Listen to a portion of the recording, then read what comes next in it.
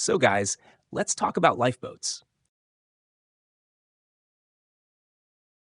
The main publications and documents you will use to check the requirements for lifeboats, as well as other safety equipment that will be in your custody, are the following. International Convention for the Safety of Life at Sea, SOLAS, mainly Chapter 3. International Life-Saving Appliance, LSA Code. IMO, Resolution MSC.402-96. Related IMO circulars. Your company maintenance plan, which actually guides you on what and when exactly you must check, inspect, and test. There are plenty of regulations in SOLAS and the LSA Code that govern lifeboats, and of course it would be useful to check them. But you, as a third officer, should mainly know what weekly and monthly checks you should perform to follow your company maintenance plan. Weekly inspection. The goal is to ensure the boat is ready for immediate launch within 5 minutes. Visual inspection of the boat and launching devices. You should check hull integrity. Check for cracks, delamination of glass-reinforced plastic, or severe corrosion of steel parts. Check the condition of rubber gaskets on boat doors and hatches. Drain plug. Ensure the automatic drain valve is clear and the manual plug is attached by a chain near the drain hole, but not screwed in while stowed. Retroreflective tapes. Check if they are peeling. They must be visible under a searchlight.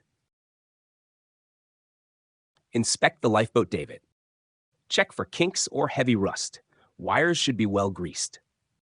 Inspect limit switches. Visually check that the levers are not seized. Check gripes. Ensure they are tight and the quick release mechanism is functional and not painted over. Engine test. The engine test is usually done together with an engineer officer or just by him, and the result is reported to you. The engine should run long enough for the engine to reach operating temperature and for the gearbox to be tested in both modes, with 3 minutes being the minimum required runtime. Start in neutral, check for oil coolant leaks, and check for unusual smoke or vibrations. Then shift to a head and astern to verify functionality. Check the battery charging system. Check the functioning of the external and inside lights. Fuel tank. Check the level, must be at least full for 24 hours operation. Check for leaks. Monthly inspection. This, guys, is usually done during the monthly abandoned ship drill. All lifeboats, except freefall lifeboats, shall be turned out from their stowed position without any persons on board if weather and sea conditions so allow.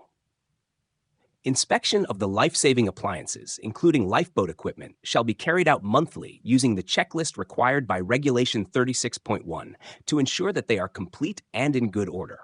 A report of the inspection shall be entered in the logbook. Such a checklist, guys, is made by the company based on manufacturer operational manuals, MSC resolutions, and SOLAS regulations. In our case, it's the maintenance plan.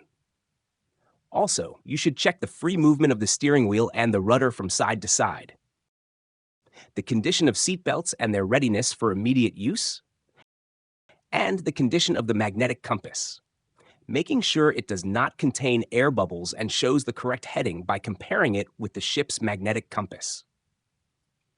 Check the condition of the onload/offload release gear. Ensure the pointer is in the green closed position and the safety pin of the release handle is in place. Ensure the safety pins of the release hooks are easy to remove and not rusted in place. All these checks are usually done during the abandoned ship drill, except if some lubricating or greasing work is needed according to the maintenance plan. Usually it is done by the crew as ordered by the chief mate. And you, as a third officer, should check all lifeboat equipment according to the LSA Code. Verify the presence and expiry dates of pyrotechnics, 4 rockets, 6 hand flares, 2 smoke signals. Check for moisture and corrosion. Rations and water. Check seals. Water should not be frozen or leaking. First aid kit. Ensure the seal is intact. Check the expiry dates of medicines. Fire extinguisher. Check the pressure gauge and the last service tag. You can find the required equipment in the LSA Code, paragraph 4.48. In the latest edition, lifeboats equipped with 2 independent propulsion systems do not need to be equipped with buoyant oars. Don't forget, guys, to make entries in the logbook. 3 monthly check. So guys, each lifeboat shall be launched and maneuvered in the water by its assigned operating crew at least once every 3 months during an abandoned ship drill.